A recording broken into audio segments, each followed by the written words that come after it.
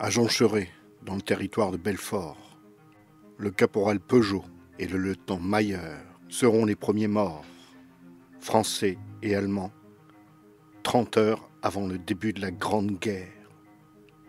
Jusqu'à Henry Gunther, le dernier soldat américain sur le sol français, à Chaumont devant Danvilliers, dans la Meuse, pas très loin de Verdun, 30 secondes avant le cessez-le-feu du 11 novembre 1918.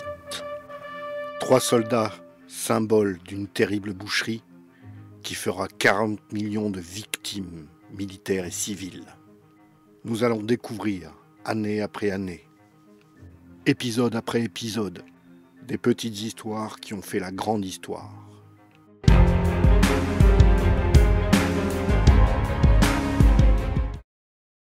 « 1914 va apporter la guerre, comme les nuages apportent l'orage.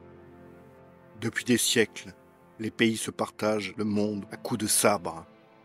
Ainsi, le Kaiser Guillaume II veut donner à l'Allemagne sa place au soleil. Il est d'un caractère instable, avec des crises de colère imprévisibles. Et ce maudit sang anglais qui coule dans ses veines. L'Europe des rois et des empereurs, c'est une grande famille, avec le roi George V et le tsar Nicolas II qui se ressemblent comme des jumeaux. Tous les trois sont cousins et ils ont la même grand-mère, la reine Victoria. Et pour Guillaume II, le Royaume-Uni est une menace depuis qu'il forme, avec la France et la Russie, la triple entente. Les Allemands ressentent un sentiment d'encerclement et donc de peur.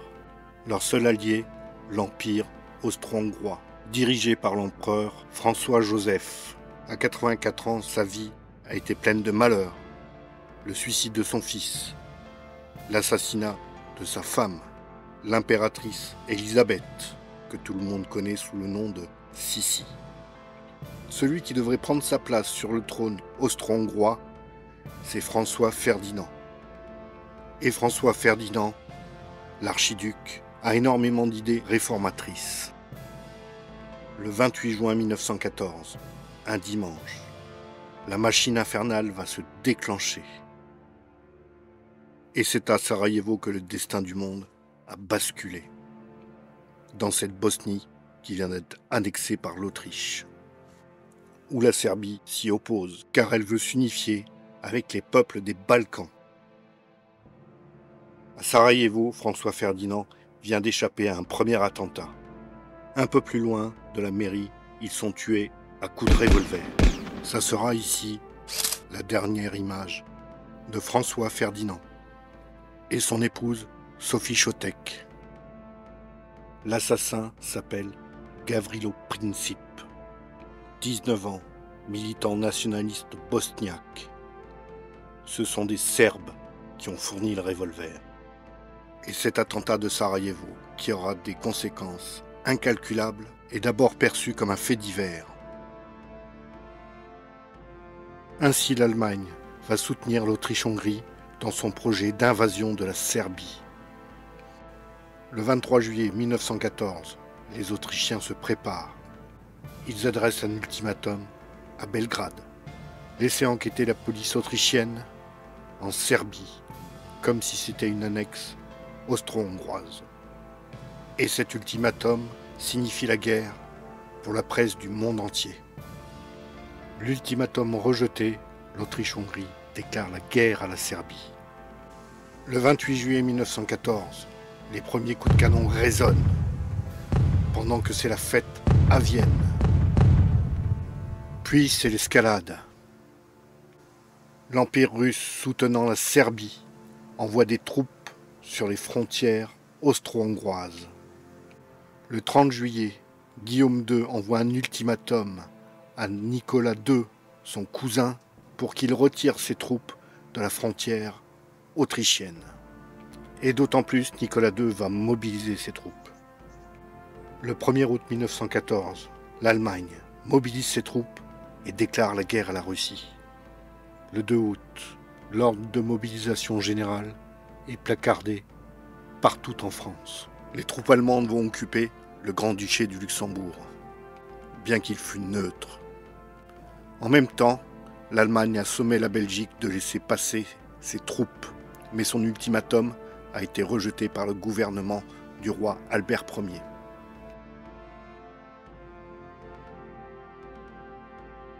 Le 3 août, l'Allemagne déclare la guerre à la France parce qu'elle est l'alliée de la Russie. 3 millions de Français sont mobilisés, après 2 millions d'Autrichiens, 3 millions d'Allemands et 5 millions de Russes.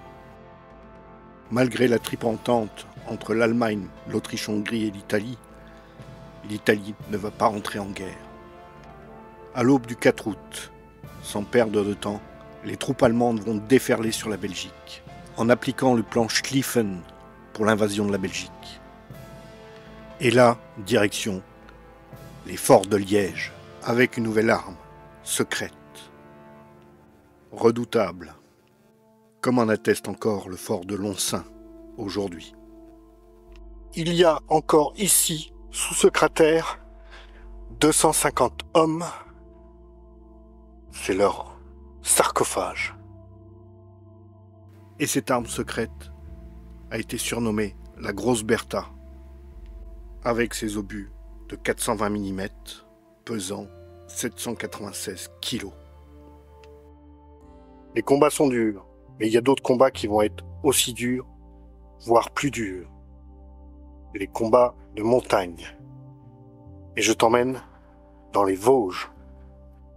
Des batailles qui ont été oubliées. Les Vosges vont subir l'épreuve du feu dès les premiers jours du conflit. Cela va être la guerre des frontières. Cette guerre ne devait pas durer longtemps. On pensait même être rentré en septembre pour les récoltes. En ce 22 août, ce sera la journée la plus meurtrière de ces 4 ans de guerre qui se profilent. 29 000 poilus, au cours de cette seule journée, vont mourir ou disparaître, soit 1208 hommes par heure, 20 hommes par minute, un homme toutes les 3 secondes vont tomber, avec leurs pantalons rouge garance et leurs képis tout aussi rouges. Dans le camp opposé, on estime à environ 10 000 le nombre de soldats allemands décédés le même jour. Mulhouse est libérée le 8 août, évacuée le lendemain, puis reprise le 17 pour être définitivement abandonnée le 25 août.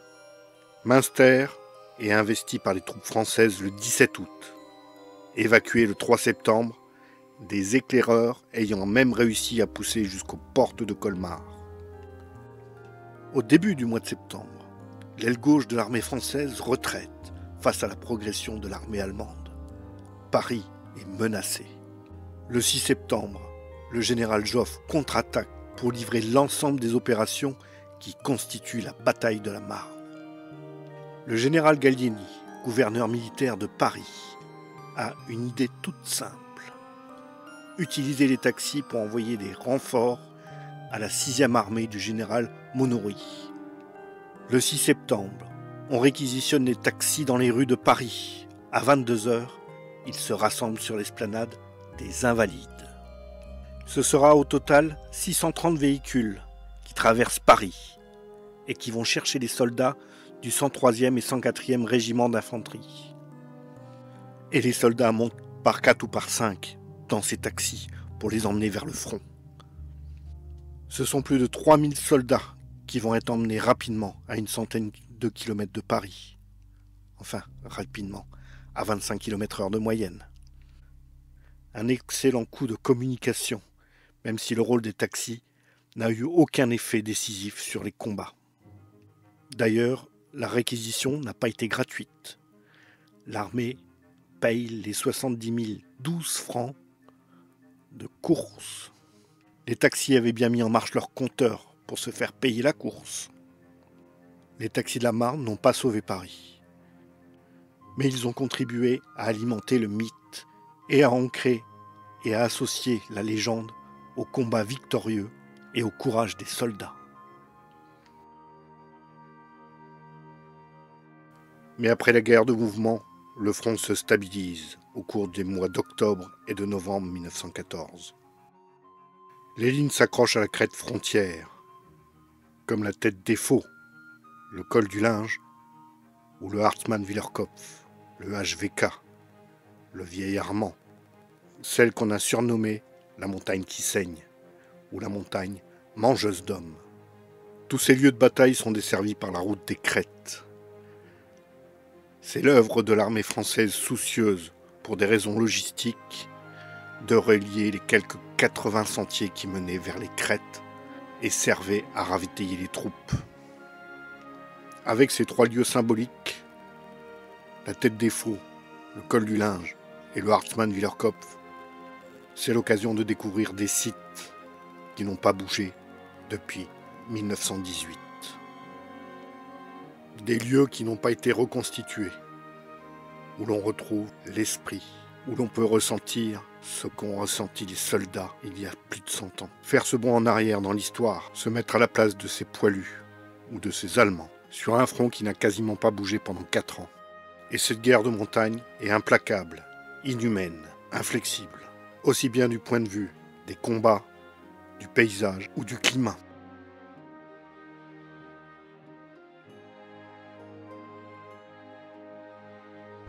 Il faut prendre conscience que les combats de montagne, c'est des combats qui sont très durs, très physiques. Déjà quand tu fais une randonnée, que ça grimpe, et ben là, imagine, en plus, avec un fusil, avec des chaussures à clous à moitié pas adaptées, c'est très dur et très compliqué. La Tête des Faux, le Col du Linge et le Hartmann-Wielerkopf sont restés dans l'oubli jusqu'au début des années 1970. La Tête des Faux est un sommet stratégique, situé à vol d'oiseau à 1 km du Col du Bonhomme, à 3 km de la Poutroie et à 4 km d'Orbay. L'état-major français voulait envahir l'Alsace par les cols. Et pour protéger les cols, il faut tenir les sommets. Mais avant d'accéder au sommet, il faut grimper.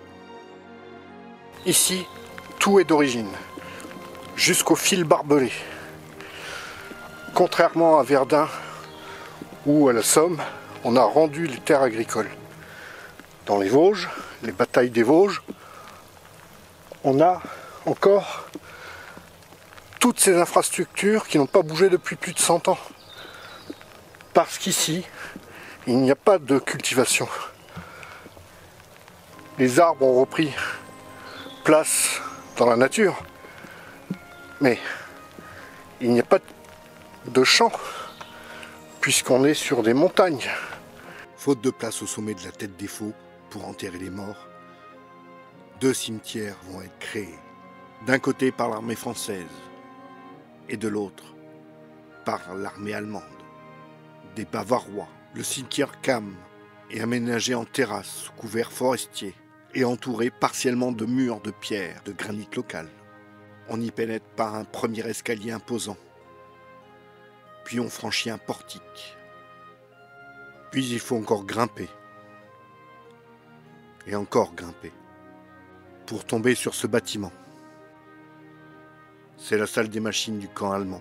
Elle abritait les pompes à eau qui permettaient aux soldats de posséder de l'eau courante dans les bunkers du front. Et le sentier monte en serpentant vers le sommet, où l'on va tomber sur un 2e cimetière allemand.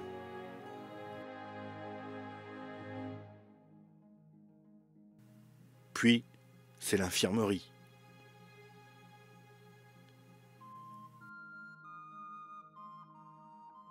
Et la gare du téléphérique König-Ludwig. Oui, les Allemands avaient même un téléphérique. Et ce téléphérique reliait le village de la Poutrine à la Tête des Faux. Donc ils ne s'embêtaient pas à monter avec des mulets ou des chevaux. Ce qu'ils avaient besoin, ils avaient le téléphérique.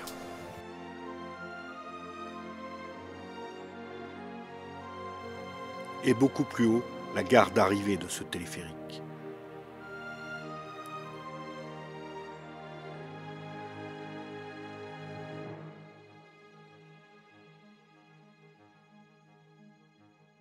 On est dans l'ancienne gare d'arrivée du téléphérique.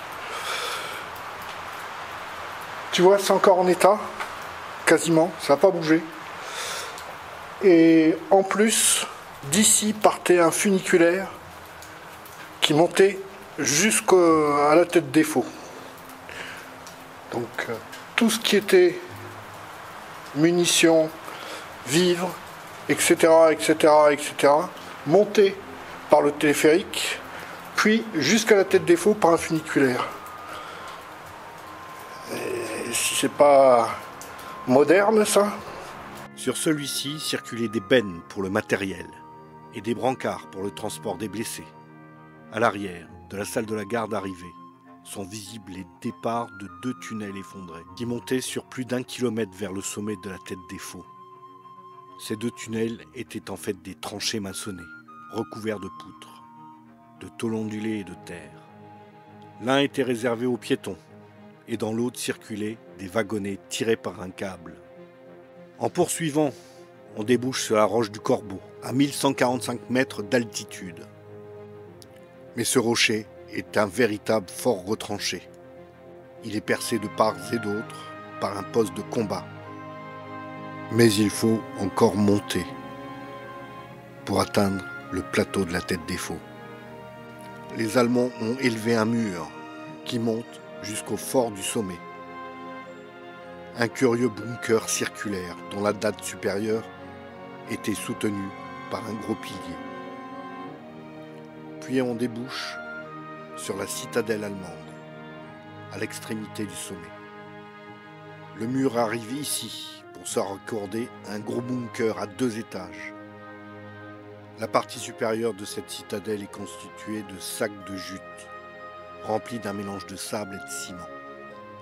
Ces sacs ont été pétrifiés par les intempéries. La toile de jute s'étant décomposée depuis belle lurette, il ne reste plus que le moulage interne.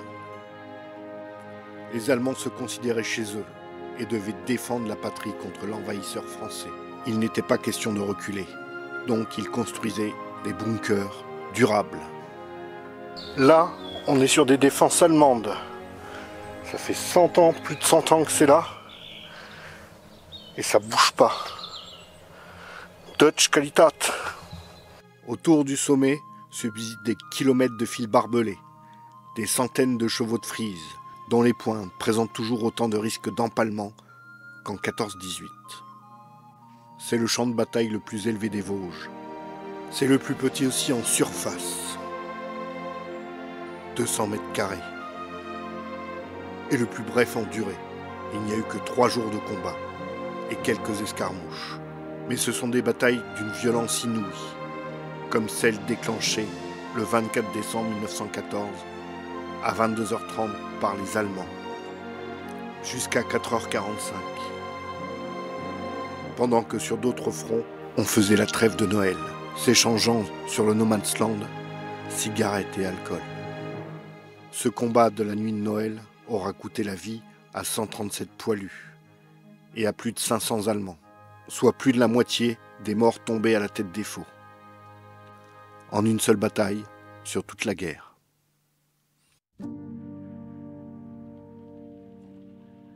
Tu peux t'apercevoir, là, la tranchée allemande. Là, la tranchée française. Il y a quoi? Il y a 1,50 m entre les 2 tranchées. Moi, je suis sur le No Man's Land, là.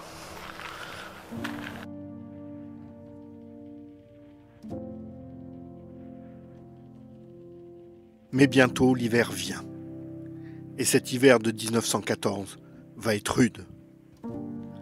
La neige va tomber en abondance sur la ligne bleue des Vosges. Et les chemins vont devenir impraticables pour les véhicules, avec la neige.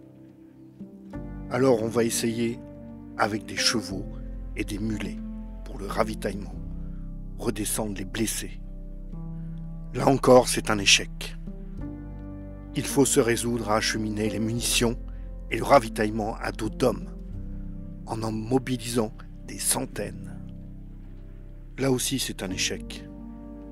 Ce que les soldats transportent suffit tout juste à leur propre survie, ils s'enfoncent dans la neige molle, sans même pouvoir rejoindre leur position sur les sommets. Pour l'état-major, le danger est de voir les lignes de défense percées par les troupes allemandes, et c'est très pris au sérieux. Et cela, il ne faut pas que ça se reproduise l'hiver prochain. La solution va être proposée en juin 1915. 2 officiers demandent à être reçus par le commandant de l'armée des Vosges. Il s'agit du capitaine Louis Moufflet et du lieutenant René Haas. Après l'hiver excessivement rude de 1914, où on a eu énormément de mal, les Français, à ravitailler, à descendre les blessés, le capitaine Moufflet a eu une idée et il va aller la proposer à son état-major. Mais quelle a pu être cette idée et qui c'est ce capitaine Moufflet et ce lieutenant Haas? Cette proposition est une solution pour le moins originale. Créer une section avec des soldats conduisant des attelages de chiens de traîneau. Et tout ça pour assurer la logistique. Pour cela, il faut revenir sur ce personnage qu'est Louis Moufflet. Né à Menton en 1869, marié et père de 2 enfants. Il devient militaire de carrière au 62e bataillon de chasseurs alpins. En 1911, il prend un congé sans solde pour se rendre à Nome, en Alaska, afin d'exploiter une mine d'or. Mais son congé sans solde se termine. Il va falloir revenir en France. Il va confier la gestion de son exploitation à un certain René Haas. Et c'est le temps qu'il a passé à Nome, où il a eu cette idée saugrenue d'utiliser des chiens de traîneau, une activité alors inconnue en France. On utilisait les chiens comme chiens de trait ou de chiens de batte pour tirer des mitrailleuses, par exemple. Il est soutenu et accompagné dans ses démarches par le lieutenant Haas, le lieutenant René Haas. Oui, c'est lui, celui qui gérait les exploitations minières de Moufflet à Nome. Mais leur idée ne fait pas unanimité au sein de l'état-major. Et ils seront force de persuasion et de détermination. Et c'est en août 1915 qu'ils reçoivent l'ordre pour partir en mission. Une mission secrète et urgente en Amérique du Nord. À 7500 km du front des Vosges. Et cette mission, c'est de ramener en France 450 chiens, plus tout l'équipement nécessaire, traîneaux et harnais, pour monter plusieurs équipages au sein des Vosges. Cette mission doit rester secrète. Mais comment rester secrète dans une Amérique où les espions allemands pullulent, avec 450 chiens, des traîneaux et des harnais par-dessus la tête? Et surtout, comment trouver ces chiens avec un délai si court, puisqu'ils disposent que de 120 jours avant le début de l'hiver? Dès l'ordre de mission en poche, René Haas fait câbler un message à Nome, au bord de la mer de Bering, au plus célèbre des conducteurs de traîneaux, le musher Alexander Allan, dit Scotty Allan. Mais c'est qui ce Scotty Allan? Alexander Allan, tu le connais. Il était aussi surnommé Scotty Allan. Alexander Allan est né en Écosse en 1868. Très jeune, il se prend de passion pour les chiens. Et surtout le dressage. À 8 ans, il remporte le concours national de dressage de chiens de berger. Un peu plus tard, il va émigrer aux États-Unis. Et il continue dans cette voie. Ainsi, acquérir la réputation quasi légendaire du plus grand musher, ce conducteur de chiens de traîneau. Il va participer à la ruée vers l'or du Klondike, en Alaska. Une nuit, pendant une terrible tempête de neige, il va se réfugier dans un chalet. Mais il n'est pas seul. Une autre personne s'était déjà réfugiée dans ce chalet pour se protéger de la tempête. Ils vont passer la nuit à discuter en attendant que la tempête se calme. Puis, chacun va retrouver son chemin. Cette rencontre va faire de Scotty Allan un héros malgré lui. Et l'autre personnage mystérieux, c'est Jack London.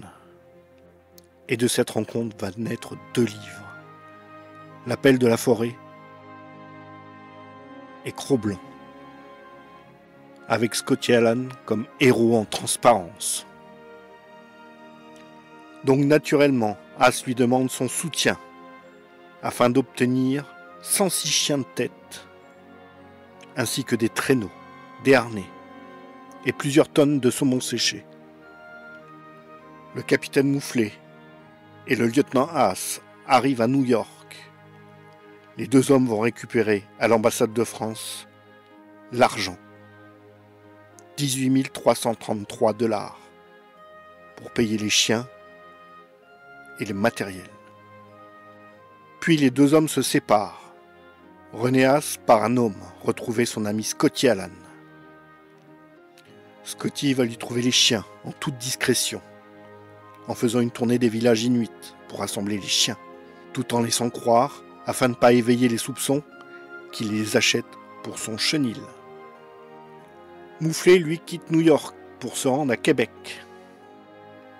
un territoire allié, afin de trouver les autres chiens qui constitueront les attelages. Il va parcourir des centaines de kilomètres sur les territoires canadiens, à cheval ou en canoë, pour acheter les chiens auprès des Indiens et des trappeurs. En quelques semaines, Mouflé va parvenir à réunir près de 350 chiens. À Nome, René As et Scotty Allan vont faire un périple de plus de 5000 km en train pour acheminer les chiens et le matériel à Québec. Durant ce périple, les 2 hommes ont déjoué 3 tentatives d'empoisonnement des chiens et d'assassinat sur eux-mêmes. Comment passer inaperçu avec ce convoi un peu particulier, surtout quand la couverture médiatique des journaux ne leur facilite pas la tâche. Le 27 octobre 1915, tous les chiens sont réunis en attendant leur départ pour la France. Gardés dans un hangar, à proximité d'un champ de tir, et les tirs incessants provoquent le hurlement des chiens. Mais en fait, c'est une chance inouïe, parce que cela permet de se familiariser avec le bruit des explosions, qui seront leur quotidien dans les semaines à venir. Et comme par magie, seule la voix de Scotty Allan, celui qu'on pourrait appeler l'homme qui murmurait à l'oreille des chiens, parvient à les calmer. Mais le périple n'est encore pas fini. Il leur faut trouver un bateau pour ramener les chiens en France. Sauf qu'aucune compagnie maritime ne veut prendre le risque de transporter ce genre de chargement bruyant. D'autant plus que les sous-marins allemands, les U-boats, rôdent dans l'Atlantique. De plus, le temps presse et l'hiver s'installe sur le Canada. Comment trouver un cargo alors que tout le monde a en mémoire le drame du paquebot britannique Lusitania, qui a sombré le 7 mai 1915, torpillé par un sous-marin allemand, le U-20. Sur les 1959 passagers, 1198 sont morts, dont 128 Américains. L'histoire aurait pu s'arrêter ici, à Québec, mais il n'en est rien. La chance est de leur côté. Ils trouvent un cargo, le Poméranien, sauvé de la démolition pour cause de guerre. C'est le seul qui accepte ce fret, jugé dangereux. Tandis que Mouflé s'embarque pour la France afin de préparer l'accueil de la meute et sélectionner les soldats, Scotty Allan et René As se heurtent au capitaine et à l'équipage du Poméranian. Les chiens représentent le risque majeur d'aboyer et de donner l'alerte aux sous-marins. Il faut installer les chiens dans la cale pour que les sous-marins n'entendent pas les aboiements. Scotty Allan fulmine. Le manque d'air l'humidité, les vapeurs des machines. Les chiens n'y survivront pas. Il faut les installer sur le pont. Le commandant du Poméranien est catégorique. Il ne tient pas à risquer sa peau pour quelques clébards malades. Scotty Allan va faire un deal avec le commandant. Ses chiens ne hurlent pas. Il lui demande de passer la nuit avec eux. Et s'il entend le moindre cri, il acceptera ses conditions. En rentrant les deux dans le hangar, les chiens sont surexcités. Et pourtant, Scotty Allan prononce quelques mots. D'abord, les têtes de meute sont ramenées au silence. Puis, peu à peu, tous les chiens vont cesser de hurler. C'est le commandant du bateau qui racontera que Scotty Allan parle aux chiens. Au matin, les chiens n'ont pas bronché et le vieux marin abdique. Les chiens seront admis sur le pont. Et Scotty Allan a droit à des excuses. Les chiens sont répartis sur le pont, dans des caisses, placés dos à dos et solidement enchaînés. Le Poméranien est le dernier bâtiment à quitter Québec, avant le blocage du fleuve par les glaces. Il descend le fleuve Saint-Laurent avant de se lancer dans la traversée de l'Atlantique Nord, infesté de sous-marins allemands. Une fois dans la zone de guerre, chaque nuit, Scotty Allan est sur le pont avec sa meute. Il a réussi le miracle d'imposer le silence pendant toute la traversée. Mais une nuit de tempête, la violence des éléments brise plusieurs caisses et en détache une bonne partie. Tous les marins luttent pour éviter que les caisses ne passent par-dessus bord. Au petit matin, les chiens de l'Arctique sont trempés jusqu'aux os, apeurés et blottis au fond des caisses. Cette tempête aura causé la perte de 4 chiens sur les 440 embarqués. Finalement, ils vont arriver au Havre. Durant la traversée, Scotty Allan accroche à chaque collier une plaque avec le nom du chien, son numéro d'équipage et sa place dans l'attelage. Il marque également les harnais et les traîneaux. Après 15 jours de navigation en zigzag, le bateau est escorté par des chalutiers, chasseurs de mines, jusqu'en rade du Havre. Le 5 décembre, il s'amarre sur le même petit quai où débarquera, 2 ans plus tard, le corps expéditionnaire américain. Ce sera une centaine de chasseurs alpins, les fameux Diables Bleus du Hartmann-Willerkopf, qui seront mis à disposition pour former les premières sections d'équipage de chiens d'Alaska, les CK. Pendant l'instruction, le lieutenant Haas sert d'interprète. 60 équipages formés, chacun d'un traîneau, et de 7 à 9 chiens, passent plusieurs semaines à s'entraîner. Scotty Allan va leur expliquer le rôle de chacun, du chien de tête, des pointeurs droit et gauche, et des autres membres de l'équipage. Mais Scotty Allan n'est pas autorisé à suivre les sections en première ligne. Il est américain. Et les États-Unis ne sont pas en guerre. Sur le front, l'aide de ces chiens se révèle très précieuse. La rapidité et le déplacement silencieux des équipages permet de ravitailler des postes isolés, réparer des lignes téléphoniques ou encore évacuer des blessés, y compris dans les tempêtes de neige. La moitié des bêtes meurent sous les tirs ennemis et les autres seront adoptés par les chasseurs alpins et leurs habitants de la région. Plusieurs chiens furent décorés de la Croix de guerre. C'est ici que la première section d'équipage canin d'Alaska, avec Scotty Allan, sont venus au Braille First pour éduquer les premiers mushers français. La deuxième section, avec le lieutenant Haas, est partie au Tanné. Et toute la guerre, les chiens avec les traîneaux vont transporter armes, munitions, blessés. Il ne reste qu'une petite stèle en l'honneur de ces chiens. Une épopée unique et injustement oubliée. À la fin de la guerre, il restait encore plus de 200 chiens. On les a distribués à leurs maîtres et aussi aux gens autour du Breisfort et du Tannay. Donc si tu viens dans les Vosges et que tu croises un husky, c'est peut-être un descendant de ces chiens de 1915. J'espère que la vidéo t'a plu, que tu as appris quelque chose, que ça t'a donné envie de venir voir les sites. Et n'oublie pas, l'important, c'est pas la destination, l'important c'est les gens et les lieux que tu vas croiser sur ta route. Allez, ciao!